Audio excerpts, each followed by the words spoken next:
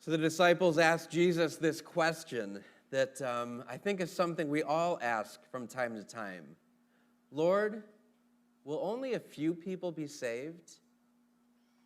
They ask him, Lord, how many are going to be saved? Who's going to make it into eternal life?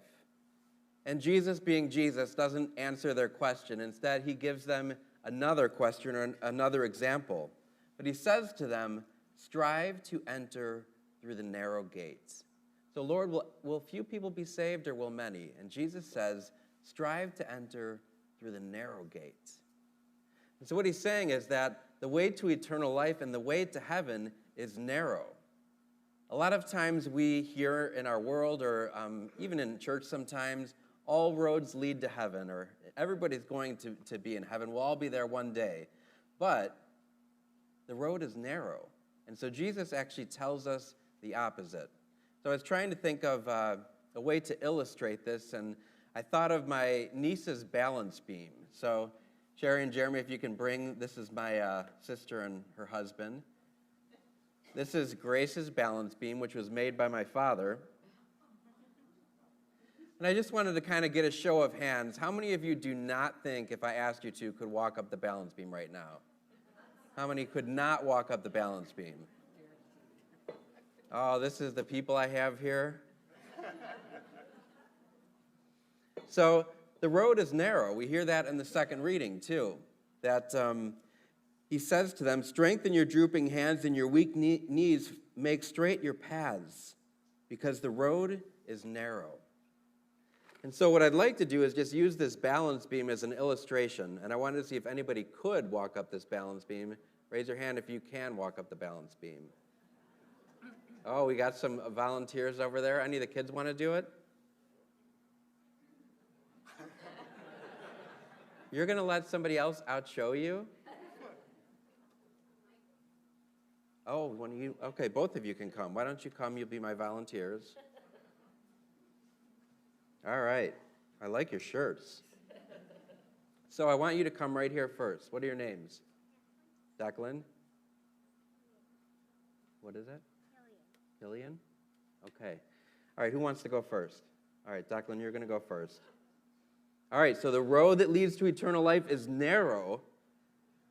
Let's see if Declan can do it. Wow, good job. All right, do you want to try it? Wow, you guys are raising gymnastics here. All right, that was easy, right? You're not done yet. Go on again, one more time. But stand there for a second. Okay, close your eyes. And now try to walk up the balance beam. He's actually doing it. He's not supposed to be able to do this. Are you closing your eyes? Do you want to try? Close your eyes. Well, this is going to be bad.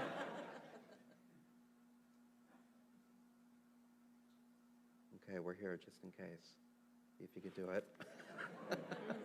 That's what I wanted to happen. All right, good. Good job. You guys can go back.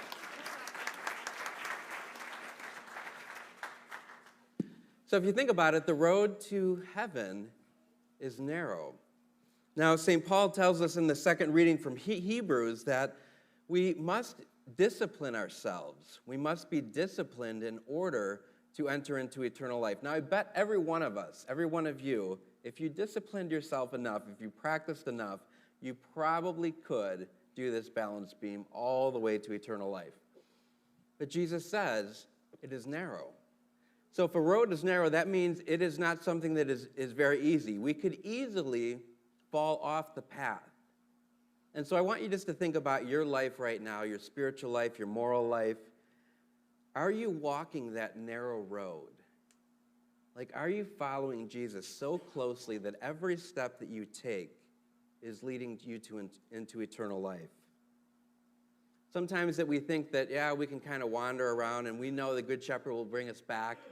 But the way to eternal life is narrow. So every step we take must be on that path. So first of all, are you walking that path? Secondly, we know that Jesus is the way, the truth, and the life. So also you hear, again, there are many roads to heaven, but Jesus says, I am the way and the truth and the life. Unless you come through me, you will not have eternal life. And so the second thing is, do we keep our eyes constantly fixed on Jesus? That he will lead us all the way into eternal life. Now he promises us that if we follow him, we will experience suffering. We will experience Satan try to attack us, try to push us off the balance beam, try to keep us off the narrow road. But he says, if you follow me, you will have eternal life. And finally, I think the third thing is that we got spotters, right? So you don't have to do this on your own. That's what I am for as a priest. So if you get off the path or you fall off, you can come to confession.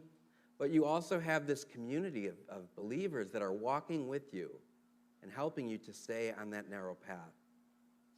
So today, as we celebrate this Eucharist, I'm just going to give you a few moments in silence after the homily to really think about that.